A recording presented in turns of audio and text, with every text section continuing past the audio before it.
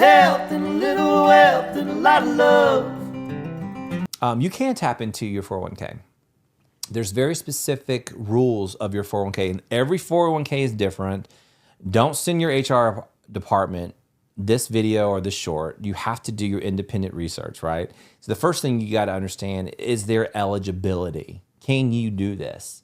And there's very specific methods of doing this. And I'll be honest, before we developed this episode, I was strongly against this. But now I'm a little bit impartial to a few things you can do, which again, if you talk to financial advisors and other financial enthusiasts, they probably will violently disagree with me. But guess what? I had the paper in front of me that we'll talk about in just a second. All right, so you can tap into your 401k. There's very specific things that you can do. No matter what scenario that you have, you are subject to the income tax. So whatever your tax bracket is, let's say you're 25%. If you withdraw a certain amount of money, you have to pay taxes on that. And so there's different paths that you can take.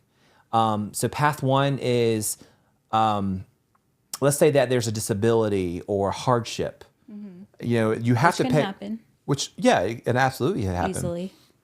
Absolutely. But you also have to pay a 10% penalty in addition to your income tax. So what about, and I don't know if you know the answer to this question, but what about at least, and this might be an ignorant question, but like state income tax? What about in states that don't have income tax? Is it still the same? Is it more of a federal? Yeah, that's a good question. I think all plans are different, and whatever you reside at. Yeah, I have to do some more research on that. I don't know if it's at the federal level or I think it is at the federal level, to be honest. So when you are taxed, it's at your specific income bracket, which I do know that. And then if you take withdrawals from your 401k, it's an additional 10%. So let's say you are 25%, it's 35% to you to tap into that money unless it's approved. You can waive the 10% penalty, but you have to have a lot of documentation. And again, this is not a doomsday episode, but just giving you some examples, like foreclosure notices, things of that nature.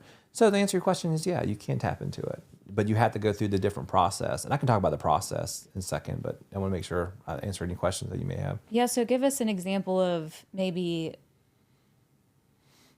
and you might not be able to really give specifics. Obviously, everybody's situation is different, but kind of give us an example of maybe what might lead up to someone wanting to even do this or making this decision. Yeah. So guys, you may not have a choice. There's financial hardships out there. I hate to say this word. In fact, we almost headed there today because we absolutely had a tumultuous fight earlier. There were doors slammed and stomped and F-bombs dropped, not from me. But, you know, that's marriage. Such is life, right? Anyway, so if you have a divorce,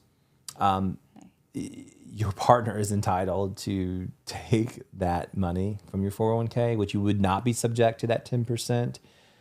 There could or could not be specific taxes associated with that. Because remember, guys, this is made after tax dollars. So when you withdraw from these accounts, you have to pay taxes at that current structure that you're currently in. Mm-hmm. So those are some like specific examples. I think medical bills.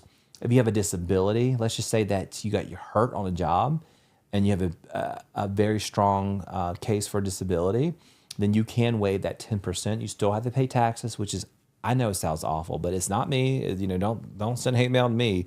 That's just the messenger. Right. That's just how it works today. With a little health and a little wealth and a lot of love, that's the life that we live. Suits and scrubs.